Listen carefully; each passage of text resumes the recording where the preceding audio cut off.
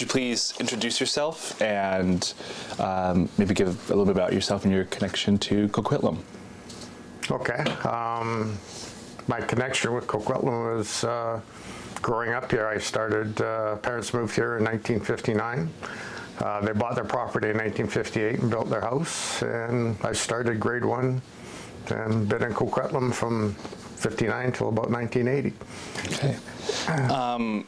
So how did your family come to live in Coquitlam? You know, is there like, why they move and come here specifically? I think back in that day, from what I've been told, is my dad's dad first moved to Coquitlam, I think around 1955, on the corner of Cornell and Gatensbury, right by Coma Lake. And being a middle-class wage earner, everybody's looking for another place to live economically. So with his dad being out here in Coquitlam, they came out here to look. We started actually in Millardville, and then from Millardville we went up the hill into Coquitlam. Well, what would you say is your earliest memory, sort of, or your earlier memories of growing up here? Well, my earliest memories basically would be the car trips out here from Vancouver. They were really long when you're 4, of course they are. Coma Lake at that time had a playground already installed in the front, and I believe it was the Kinsmans that put it there. So we'd be in the playground all the time playing while the parents, grandparents would come down and watch us, and then the parents would go up to see how the house was coming along being built. Some other memories, I guess, would be we found a bird's nest in the basement while it was being built and removed it. Yeah, so. I think that the aspect of like having your house being built is unique and something that wouldn't happen as much now. Is there anything you can speak to more on that front? Just sort of like anything sort of the time of it, being built, like what that was like, just because it's sort of a unique thing that I think is not present now. Well, I guess being at that age, and some of those memories were that the actual street, Cornell, was a gravel, non-through kind of road. It was paved only halfway up, and then it narrowed into a single lane up to Schoolhouse. And there was very few homes being built at that time. We were at the top of the road, so I think there was only 3 or 4 other homes at that time in the process of being built. So you would say that Coquitlam was a bit very like sparsely developed at the time, and it's still sort of a newer suburb and all that? It was very foresty, lots of woods. Anything east of Schoolhouse Road was basically woods, with the odd house here and there. Parkland had already been built at that time. Oh. I contacted actually somebody, and they were the first student at Parkland in 1955, so I guess that's when it first opened. Oh. And so when you started school here, you said kindergarten here, right? No, actually, grade 1. First grade. Yeah, first grade. Was it like a small school? Was it sort of, what was that environment like? Growing up in a more woodsy Coquitlam. It was, growing up there, I mean, in the first few years of going to Parkland, we were quite fortunate that it was a 5-minute walk from the house.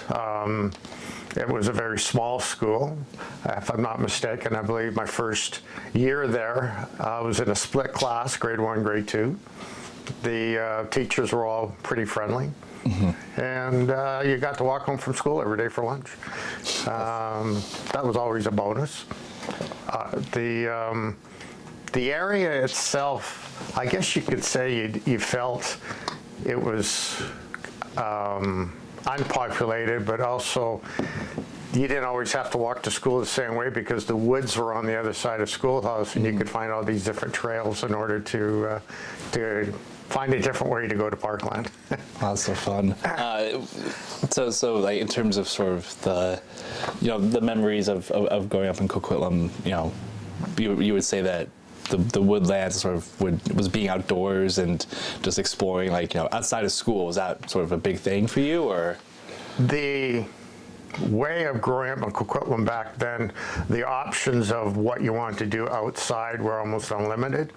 I found also, thinking back, that because it was so sparsely populated, you had friends that were 4 or 5 years older than you, and you wouldn't really see much of that. Everybody keeps in their own age group, but I mean, I had friends down our back lane that were, I think one guy was like 8 years older than me. He used to take me down to the lake to go fishing and stuff like that. So, yeah, it was basically unlimited. Some of our opportunities, or you snuck your dad's hatchet out of the garage without knowing it and went into the woods and chopped down a few branches, trying to make a tree fort that never developed. There's also, that sort of activity. Lots of hiking, lots of walking around. Yeah, and you felt safe all the time too. Oh, so yeah, that sort of leads into my next question, just sort of about what were some of your favorite things to do, growing up? You mentioned Como Lake, hiking, and so are there any specific activities or things you just remember doing all the time? Most of us kids, I'm going to say, let's break this down to age grouping. So from grade 1 through to grade 7 at the elementary school, a lot of your beginning activities in that younger age group was more about, say, going over to somebody else's house, playing board games, or playing out in the backyard. As you got a bit older and you got more friends, Parkland was a real central location. So going up there, play catch, play football, baseball, there was outside tether balls, there was basketball hoops. So you always met kids after school back up at the playground and played until it got dark. With the lake down the road, there was the playground. And at that particular time, in fact, I was just telling somebody the other day that Como Lake actually is quite dangerous. It was a bog, and you had to be really careful walking around. I lost a gumboot on the other side when I went down there with the older guy, and I sunk up to my waist in the bog, so to speak, because I walked in the wrong spot. But yeah, it's fishing every day after school. It was always, if it's there, you go and do it. Wow, that sounds great. And then I guess later, as you grew older, did those activities change too, or did you sort of? Well, when you get to that age where you're allowed to have a two-wheel pedal bike, your boundaries expand a lot. Infinitely, right? Yeah. So like in grade 4, I think I got my first pedal bike, and going across Como Lake Road into Harbor Chines to visit some friends there. Mundy Park, or Hillcrest Park, was also a very large focal point for kids to go up to. There was the 2 lakes that were back up in there. There's always the mysterious shed that had the mysterious man living in it that was all legend, but nobody could ever find him. But there's so many trails, bike trails, riding through. Right. You could go from Austin right through to Como Lake on several of the trails. Wow. There was something else back in the day we found out as we got older, and we got exploring, I guess, would be a big thing that we'd do because Coquitlam, that was so young. There was at one time a ravine that started in the upper part of Coquitlam and went all the way down to Millardville. It would take you all day. Your mom would pack you lunch because you would go down and you go over Austin, and it would continue down all the way to Millardville, and then of course you had to hike home afterwards. That was the hard part. Everything was uphill. That sounds so much fun. So yeah, I mean there was no limit to a certain extent of your activities. Yeah, because you felt safe, and as anybody would tell you back then, when the street lights came on, you knew that was the time that you headed home. You turned around and went home. Yeah. Any questions? Okay. I guess so. Sort of shifting to the bigger picture. Do you have any specific memories of the mill, or did it was there sort of like a reputation, or do you have any connection to the old Fraser Mill or? No, Fraser Mills, I guess you knew it was there, but Yeah. being, kind of like at the top of Coquitlam, and that was your area of playing because you're very limited. Right. I think there was a bus service that came up Combe Lake Road, Right. but we were never allowed to Right. use it. So until such times as you got your driver's license, your activities. I had 4 friends I grew up with since grade 8. Right. And it was a matter, we just walked everywhere. Right. Okay. And I mean, I watched Lougheed Mall get built, but I think the Como Lake Village was there at the time. And then some shopping, I guess, should be down in Burquitlam. So there's a very big difference between sort of like being at the bottom of the hill, like down here, versus Definitely. up there where you were. Yeah, except my parents first looked here in Millardville when they came from Vancouver. Once again, they're looking for something they can afford, Right. like everybody does. Right. But I think the steep terrain possibly was one of the factors, I guess. They didn't want to have to go up there, or they liked it more up there? Once again, I think the lake, the school being Right. close by. Back then, homes were built with back lanes, so my dad could build a garage Right. in the back part. Yeah, there's lots of factors, I guess, contributing to that. Being a kind of a central location. And did your parents work in Coquitlam too, or? My dad worked at the corner of Granville and Broadway, so everybody thought he was out of his mind moving way out to Coquitlam. Yeah. But then my grandfather, who lived down the road, Yeah. he was a BC Hydro bus driver, and he had to go all the way into Oak Street Wow. to pick up his bus. So I mean, he had pictures of bears and deer coming down Cornell to the lake because he'd get up at 4 in the morning to go to work. wow. Yeah, he used to get pulled over thinking that he had been out drinking and the RCMP were checking on him. Yeah. It's so yeah. So I guess much less so than now. Coquitlam was really far out there back then. Yeah. And I mean, like, Well, for the freeway hadn't been built yet, so everything Right. was on Lougheed Highway. right. So I guess this was sort of like the last suburb before you got into the Fraser Valley, as opposed to now, you know, you sort of have like Surrey and all that, right? Like this was sort of the last outpost, sort of. Well, yeah, it would be the last outpost before having to cross a bridge. Right. And that's probably a deciding factor. And also back then, looking at my parents, there was other friends of his from his childhood that actually moved out here, and they were also working where he worked, so Right.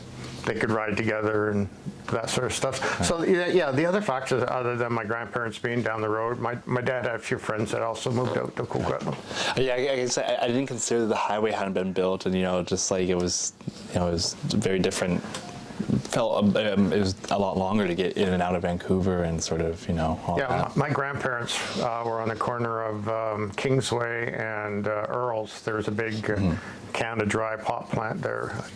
So to go from there to Coquitlam, that's an hour and a half. It was a day trip. Yeah. You go there, you check things out, and turn around, come back. Yeah. Yeah, well, yeah, I think there's another sort of, I guess, question I had, but oh yeah, sort of with Millardville, you know, sort of specifically, do you have any memories of Millardville? Like, you know, I know you didn't grow up in Millardville, but you know, just like was like people speaking French, or for example, or you know, just was it different? You know, the culture. You're editing some of the stuff, right? Because the person I came here with, Joanne, Yeah. you should talk to her because she just Okay. lived up on Blue Mountain Road, and I Okay. think her dad worked in the mill. She Yeah. knows all about that stuff. Okay. For myself, other than taking French in school from grade 4 through to grade 12, trying to know some of it because it is part of our language. Yeah. You're restricted somewhat because of your lack of mobility.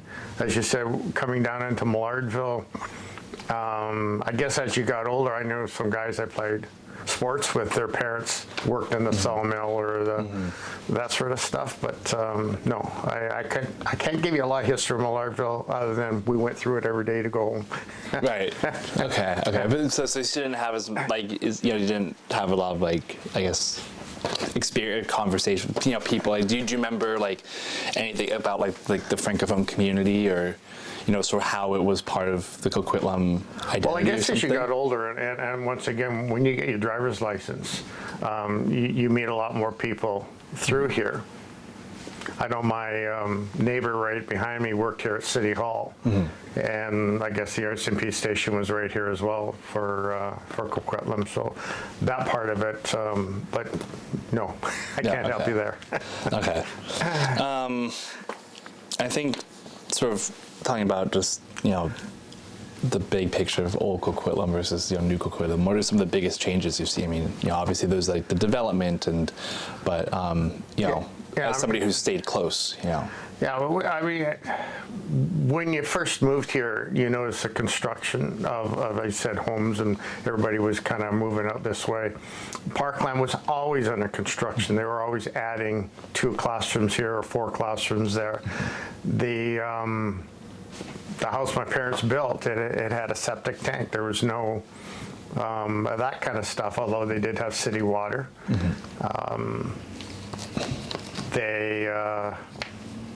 I guess because Coquitlam was so new and so young, we did most of our shopping in Westminster. Woodward's and Army, Navy, and Wass and all them being on Columbia Street, they were a mainstay for anybody that lived in Coquitlam. Coquitlam and Combe Lake Village only offered limited food and all that sort of stuff. So yeah, when it came to shopping and movies and that, the Paramount and the Columbia in New Westminster, we were allowed to take a bus then to go and see a movie, but I think I was probably about 13. So it was a while until you got that responsibility. Very strict parents. Yeah, I mean, back then, when you meet other people in your neighborhood, the Victorian society is still quite prevalent in the Canadian history. So getting the belt and that kind of discipline was the norm. Right. And you'd get it at home, or you could get it from a neighbor if you didn't behave yourself and do things properly. So you're brought in a very, very strict, this Parkland principal, in fact, that was great.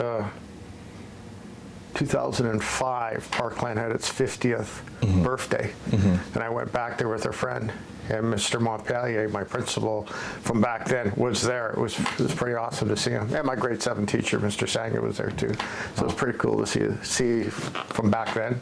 So very tight knit. Obviously, the yeah, community. Everybody you knows behaved yourself. You rarely got into trouble because the consequences were a reminder not to get into trouble.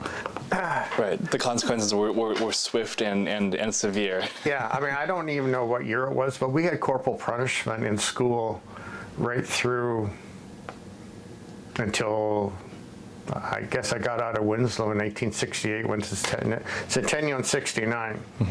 And Centennial, believe me, when you go from a disciplined school system to they call it a mini college when they opened it. So that freedom and the aspect of, all right, you want to learn, it's here. If you don't, get out or go somewhere else. Don't waste their time. Right. So they're not going to give you the strap. They're not going to give you lines to write on the chalkboard or make you stay after school. No, you were there to learn, and it helped a lot of kids, just that venue. And what a difference. Right. Interesting. Oh yeah, I could go on for hours. I did a research paper in grade 12 in Centennial, comparing it to a school in Victoria, New Westminster, and Burnaby Central. Just the viewpoint of no bells, right. Semester system, teachers that were very, what's the word? I'm not going to say hippies, but that freedom of they're trying to get you to expand. I use this as an example. You guys would know about this, but a big story back in the late 60s, early 70s was down in the States. There's a place called Skagit Valley, and they were going to build what they call the Ross Dam, which is there. And they were going to flood all this land in Canada because of this dam. and there was a lot of protesting going on. So that was my Geography 12 assignment, was researching this project. So me and my partner went down to Mount Vernon, talked to the police, we talked to people in the library, we talked to people down City Hall to get all this general perception of what they thought of it. Right. I did that during school. We were allowed to go for 2 days. I spent the night at my aunt's place in Mount Vernon. Who does that in school these days? Yeah, go ahead. You got 2 days to go do some research, and that would say be a Tuesday, Wednesday or something, and you wouldn't have to go to school for 2 days. Oh, yeah. I mean, you went around and told your other teachers that you were going to be away on a project. And everybody's cool with it. Yeah. Oh, yeah. That was the philosophy back then. So how do you have any other stories from Centennial? Like Sorry, anything it's a else? family show. I can't really. Yeah, I mean, there's always the silly stuff where there's a competition between New Westminster High and Centennial. There was this boot game. I don't even know if it still goes on, but I think New Westminster somehow stole the boot from Centennial, and then we went back and stole it back. But once again, you're going into a school, you're not allowed to be in the hallway between classes, so we had to tiptoe down to the office. We had these fake documents saying that the trophy had to go out for cleaning, and they fell for it, and they gave it to us, and out we went. So, yeah, there's that part of it. That's awesome. How would you say that sort of that environment that, at a young age, how that affect your, I don't know if the word worldview is, too broad, but like, how that sort of, I guess, change you. I don't know how to phrase that, but. No, I mean, it's influencing of people around you that in some ways I wish there would have been more influence. I mean, we had counselors, and you'd go and talk to them, and you didn't know what you were going to do. A lot of kids, myself included, we just wanted to finish school. But when you were at Centennial, you'll notice that there's a lot of kids, they might have graduated, but now they've come back for the next semester to pick up even more courses. And they could do that during the day with the rest of us. I believe there was adult classes later in the day as well that people could come in and do.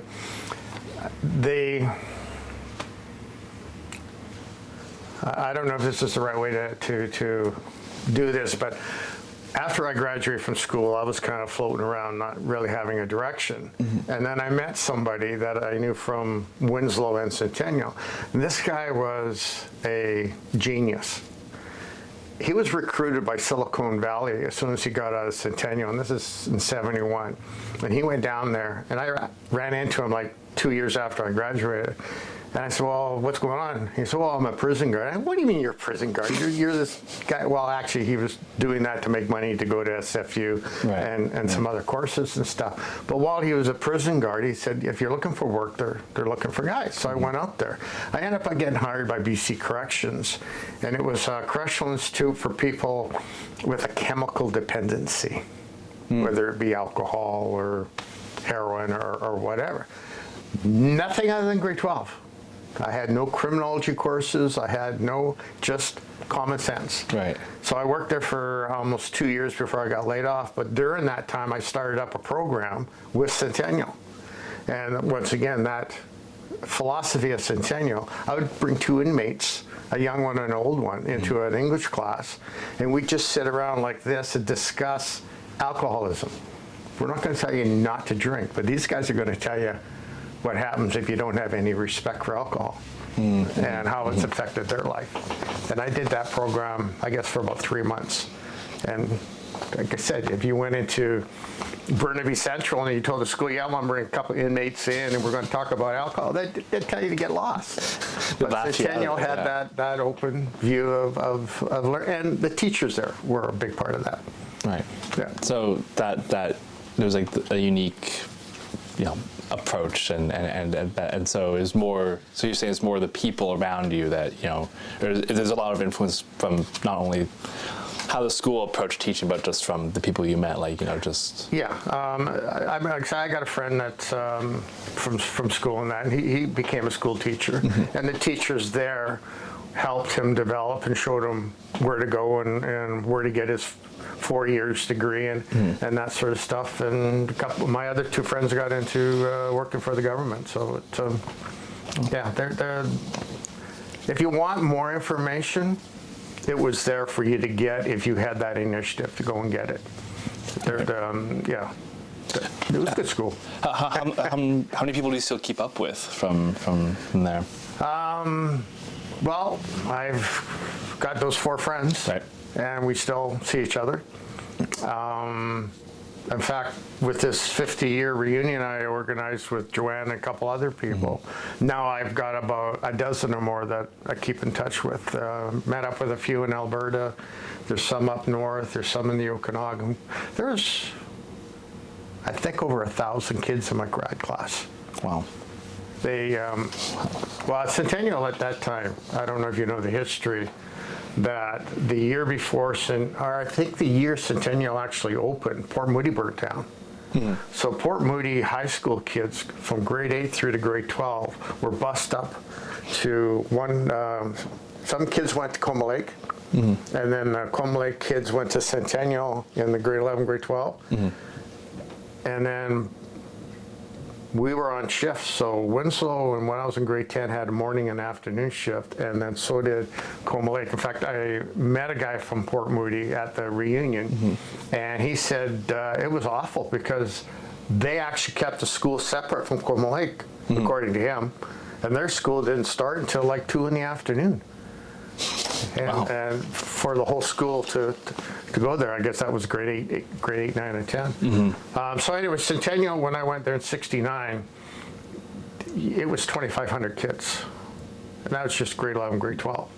So it was huge. It was, like I said, like a junior college. Right. The hallways were just, and because you could choose your classes, and they tried to accommodate you as much as possible. You could have a class like I did at 8 o'clock in the morning, French 12, Right. and not have another class until 1 in the afternoon. So what would you do in between? You go to the library, you could have a part-time job somewhere. Right. You know, those options, you just go to the gym, go to the cafeteria was huge too. I think it held 200, 250 people, and there was a smoking section in the cafeteria back then. Yeah. That cafeteria actually was, you talked to Joanne and these other people. I never went to the cafeteria because I'd be up in the gym shooting hoops or something like that. But yeah, your programming depended a lot on where your classes were. Right. And I mean, I was not a smart person, so I was on what they call an academic humanities program. In other words, I had no intentions of going to university. They had the academic science program, which meant you wanted to go on to university. They had a, what did they call it? If you're more into building houses, woodworking, that sort of stuff, you had that program you could follow. They had a big drama club. I don't know if they did that at... It's still huge. Sorry? It's still a big program at the Centennial. Yeah, I mean, you look at the drama club, they had an auditorium that seated like 200 and some odd people with a stage and that. They built a house. That was their Project. Yeah, that was your woodworking class. They built a house over 2 years. In fact, when we did the reunion, we ran into the school teacher that bought the first house. And he had it for 40 years. He moved it to Langley, and he raised his family in it. It's kind of cool. Yeah, well, I mean, one other person I've run into recently, I've known him from Parkland, Jeff McCulgan. He graduated from Centennial, and he went back and was a mechanics teacher for 35 years at Centennial. So staying in, so once people were in, they really got into the environment and just really A lot of people, yeah, loved stayed in Coquitlam. Yeah.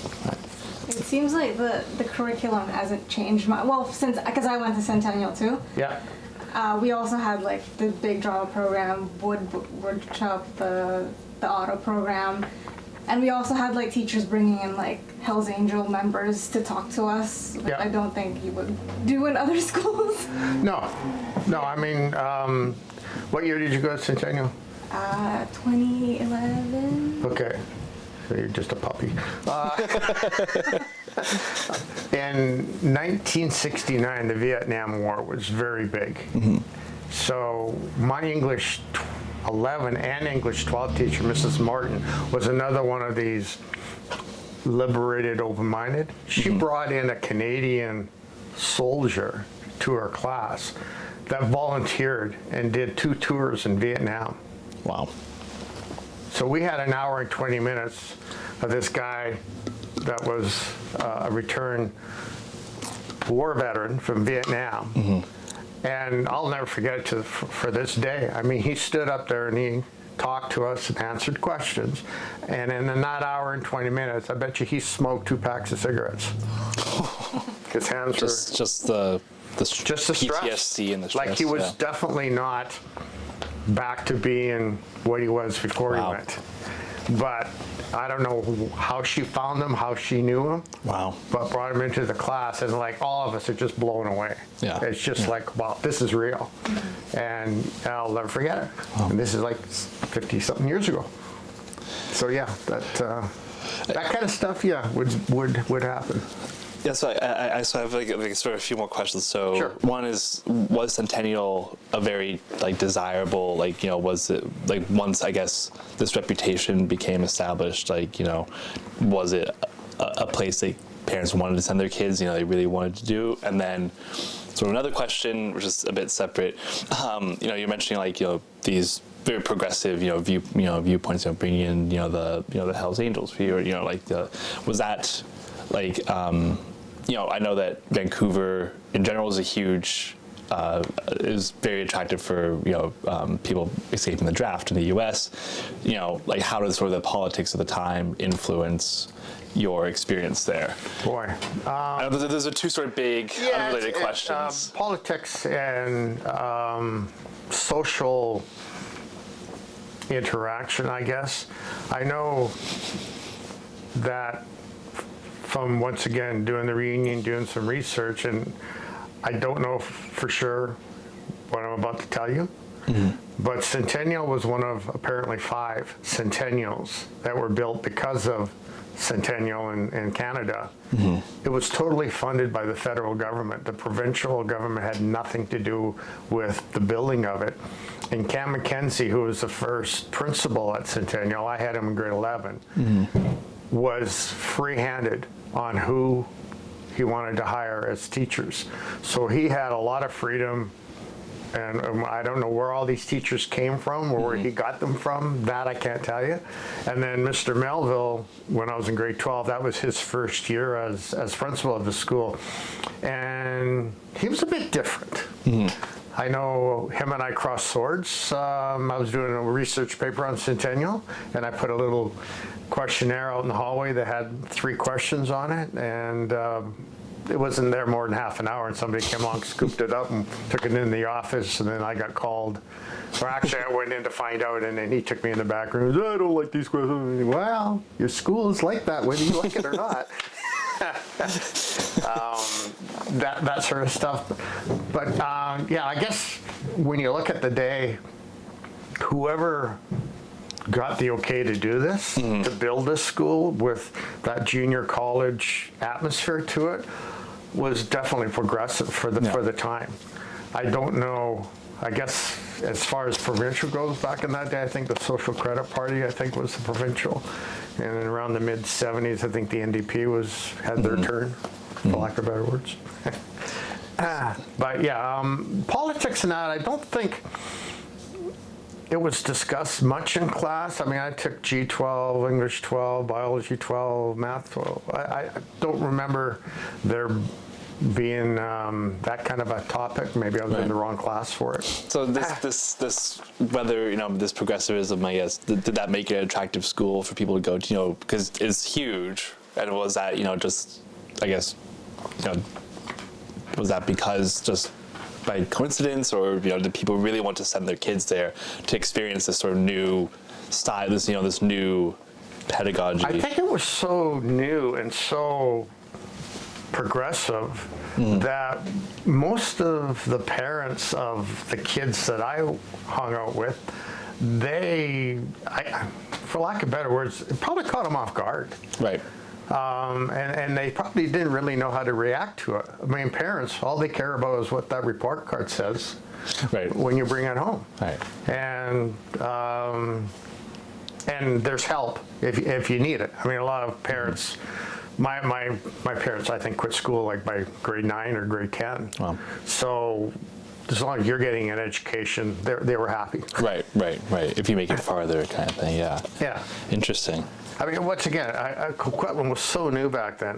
There's actually somebody else that knows more probably than I do. They had property across the street. Their last name's the Colemans. Gary was my age, and they owned almost half of Cornell on the other side, and they sold it off bit by bit. But yeah, I wouldn't have traded my childhood for anything. I mean, Tom Sawyer, go down, go fishing, whatever you want. I had probably about 10 kids, or actually there's probably 10 or 12 of us that used to go up to school every day and play pickup football or take a bat and a ball up there. And Yeah. there was always something to do. You were never bored, and it was always outside. Right. Your parents would never let you play inside. Even when it was raining out, I remember going up to Parkland. They had a covered area in the play area. And I'd throw a ball, lacrosse ball, against the wall and catch it. Just don't want to be in the house. Yeah.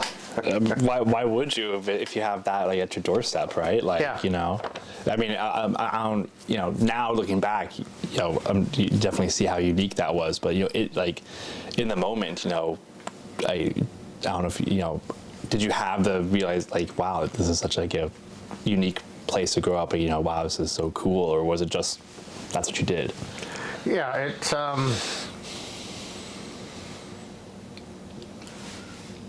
I mean, I can even remember my days in Vancouver. I went to kindergarten in Vancouver, and the kids that I hung out with back then, and I'd go back, and my grandparents were there. They were a lot troublemakers. Trouble always seemed to be around the corner because there wasn't as much available for them to do. I mean, there was a ravine that we used to go and hang out in, you know, get some matches, that sort of stuff, set some leaves on fire. But yeah, because of that particular area that I was in with my grandparents, the kids there didn't really have any The kids in Vancouver. yeah, the kids in Vancouver, their way of growing up was so much different than in Coquitlam. That yeah, it was just, I don't know, they just seemed to get into trouble. No matter what. Yeah, because I mean, you didn't really hang out at the school there in Vancouver. I don't even think you were allowed to. I think they kicked you out. In fact, I'm so old, they had truant officers back then. These are guys that drive around and they saw kids out walking, they'd pull over and go, why aren't you in school? Yeah. I think that kind of disappeared probably in the 50s sometime, but yeah. Wow. No, it's so fascinating to But hear I don't about think that. and I go back up my old neighborhood all the time. My parents' house is still there. And I look at the format of the area. Yeah, okay, Parkland has sold some of its land, so it's smaller, but it's still there. And the neighborhoods is still there. So, and the lake is still there. So that opportunity for those kids in that neighborhood, I'm sure, is still not a whole lot different than me, although they don't have the woods and the forest that I got to play in. I think Combe Lake is fully developed now. They got paths going around it, and that. I mean, every other year we used to ice skate on Combe Lake. Right. Every other year, not once every 10 or 15 years, but every other year you could almost count on ice skating on Combe Lake. Yeah. Yeah. Wow, that's awesome. Yeah, I mean, I think that I think that sort of the last like big thing I sort of want to ask and talk about, I guess, is you know, going back to sort of like the, you know, big picture of the politics of the time. You know, and this is personal, not as much really into Centennial, but maybe it will. But, you know, was there anything that you spoke about the Vietnam vet who came and, you know, how much that affected you? What was sort of, was there anything big that, you know, affected you growing up in the 60s and, you know, 70s as such a time of upheaval and change, you know? I think Any big event that you can remember?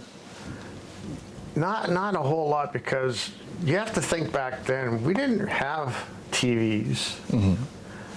I mean, we had a little black and white that had 4 channels on it. So when it comes to politics and world events, growing up in Coquitlam, it was whatever, I guess, that was given to you. Say, when they put the first man on the moon, I remember JFK being shot, and that was a big thing on the news. The Vietnam War, of course, was always in the news, or the newspaper. Yeah. I delivered newspapers back then, and sometimes you'd sit and read the front page and stuff, but whoever was the mayor of Coquitlam back then, and how their planning department planned the city, or excuse me, the municipality of Coquitlam, I'm assuming they did a good job. I don't remember, you see, you hear stuff at the dinner table, and I don't remember my parents discussing a whole lot when it came to politics and things. I know my dad was a pro-union, he worked in a union shop, but when the NDP got in, he was talking about selling and moving to Alberta. So that's the only thing I remember back in that day. Right. Yeah, I mean, Coquitlam, I mean, it really didn't exist that much to the east of where I lived. I mean, the dump, they put a high school on top of it. And that's where we used to go to get rid of our garbage. I don't think we had garbage pickup when we first moved there. Environmentally, the change, well, my dad used to change the oil on a car. He was a mechanic. Well, he used to put the oil down on the back lane to keep the dust down. Yeah, Like, who would do that today? You go in jail for that. Yeah, so I mean, I spent a lot of time, I guess, in the first years of moving to Coquitlam around the house, because our house was built and that was it. So my dad did all the landscaping. I remember helping him taking trailers and trailers of rocks to the dump and helping out that way. So, and then eventually, as you say, you made friends through school and stuff. So like, would it be accurate to say, you knew of these big things going on, but it was very separate. You read about them, but then as a kid, you were more concerned about what's going on in Coquitlam, kind of thing. You wouldn't spend a lot of time knowing what's going on in your outer environment, because as a kid, you live day to day, and you're more worried about who you're going to play with tomorrow, or what you're going to do tomorrow, unless. I mean, you're talking about religion and stuff. My dad was Catholic, my mom was Protestant, and although we didn't go to church, there was a Lutheran church on Schoolhouse Road. I went there from grade 1 to grade 6 Sunday school, because I had to. And once it's just what you did. Sorry? It was just like that's just what you do kind of thing. It was, I guess, more my mom wanting that part of education, of the religious part of it, and for me, it was taking away my playtime. Right. Not a lot of fun for you. Yeah, I mean, my sister, I guess, liked going. I had a sister just over a year older than me, so the two of us would go down there for Sunday school, and then I guess about grade 6 we were asked if we wanted to continue, and you didn't have to ask twice. It's just interesting. I asked a story like that question about like the politics, because like my mom grew up in like rural Nebraska, and she says she remembers growing up like hearing watching the news with her family every night, like Walter Cronkite talking about Vietnam, and she's like that was very real, that was really bringing it into the house, right? Like no longer was were these world events, and especially for like her parents' generation, no longer were they out somewhere else. That was our concern as well. So it's just that it's just interesting to sort of hear about here is very much like well, I mean, I guess on a personal basis, and this is just strictly me, I'm a sports addict, and if it had anything to do with sports, anything else, let's say it had something to do with sports, it didn't really come into my view, I guess. Just that sort of. So was there a big sports culture in Centennial when you were there? Sports culture. Or Wow. because like by the time I'd been there, I don't think our team had won a championship in years.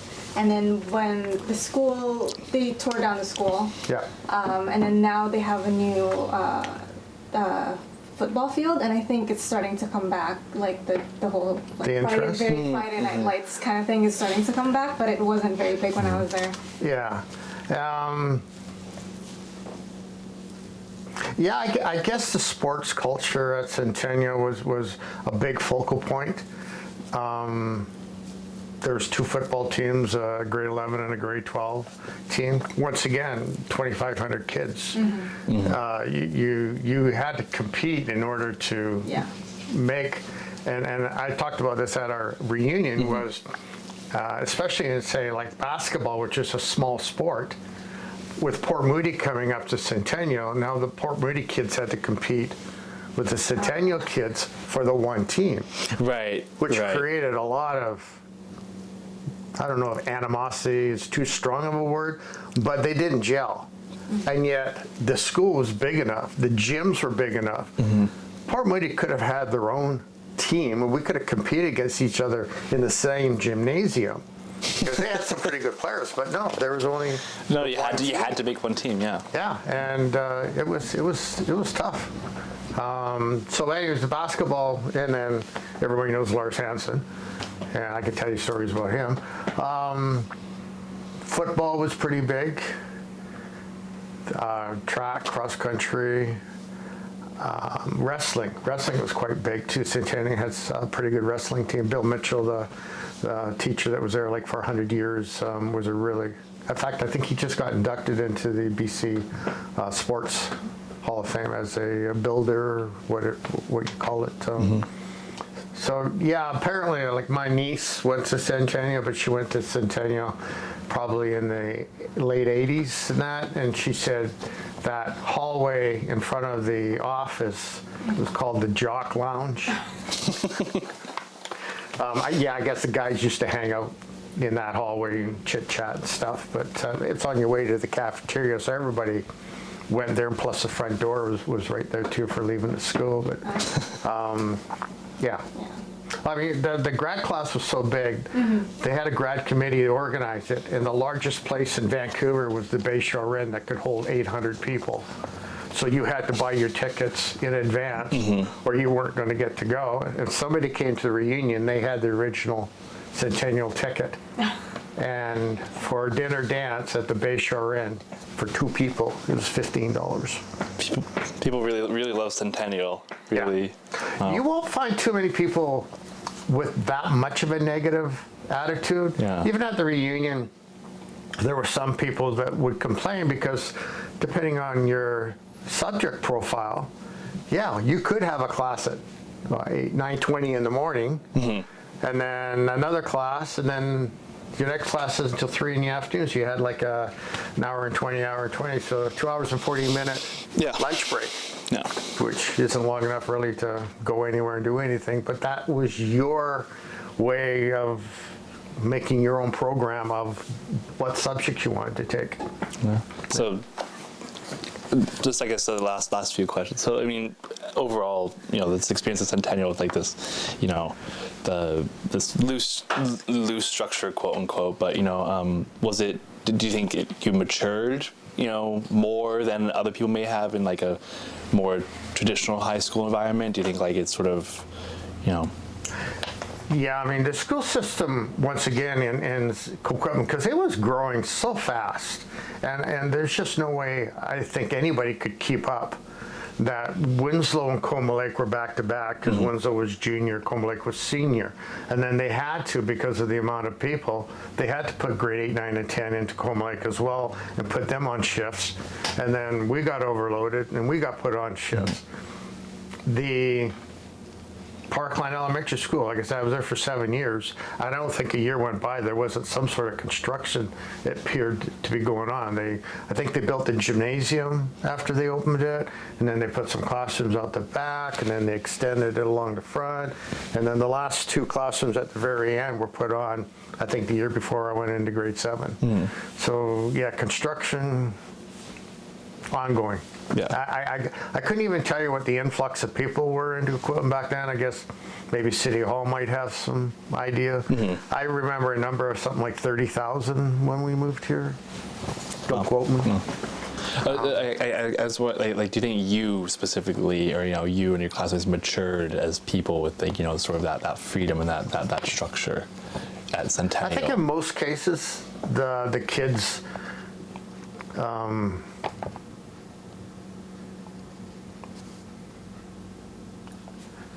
took advantage of what was being offered. Once again, I struggled until I found somebody that I dated in grade 11, and she taught me a whole lot of how to be a good student, taking notes and stuff. So I went from a crappy student in grade 11 to an 80% student in grade 12 just by learning how to study properly. But the library was just amazing. I don't know if you knew back then, but it was actually Coquitlam's public library. So the outside people could come in, I think, till 9 o'clock at night to use the library. You would always find the library full, the gym full, the cafeteria full. It was like a little community going on all the time. The drama people, there was, and then in the same breath, talking to people once again from the reunion, is because it was so big, it's like a tidal wave. When you come from Winslow, which is structured, and you have your group of friends, and now you get thrown from a lake into the ocean, because it was so big. You actually reverted back to your friends from junior high in that first year because there's just too many. Because who else do you know? Yeah. Yeah, it was hard to, and if you didn't belong to a club, like I said, I was with the sports and people with drama and that sort of stuff. This Chris guy I told you that was so smart. Well, yeah, you'd find him in the chem lab all the time, or because he had his little science group. So yeah, socially, the cafeteria was a very big tool, for lack of better words. If you needed help with something, you'd always find somebody down there to help with your homework, or the social fabric of the cafeteria. And I understand that they're kind of doing away with cafeterias. Centennial doesn't have one. The new Centennial? I haven't been. Sorry? I haven't been to the new one. Oh, okay. I've been there a couple times, and they don't have a cafeteria. They have a food.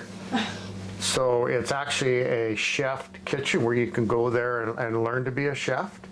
So you can come in and get food, I guess, during their lunchtime, but you take it either, I guess, back to your classroom or out to your car. I don't know, but there's no cafeteria, which to me is a big mistake.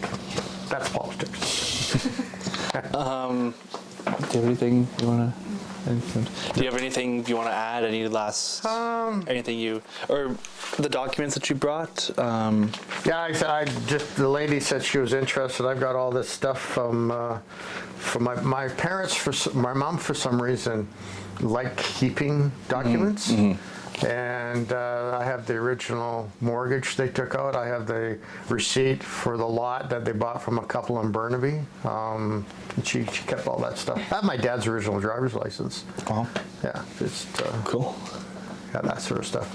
Yeah, we can, I guess, hold that for Jasmine. But is there anything else you want to add? Anything that we missed? Well, I mean, you're trying to figure out what it was like back in Coquitlam then. Yeah. And I'm offering you, like I said, Joanne, I'm sure would be more than helpful to help on that aspect, because her house was on Alderson, just up the Lake Road of it.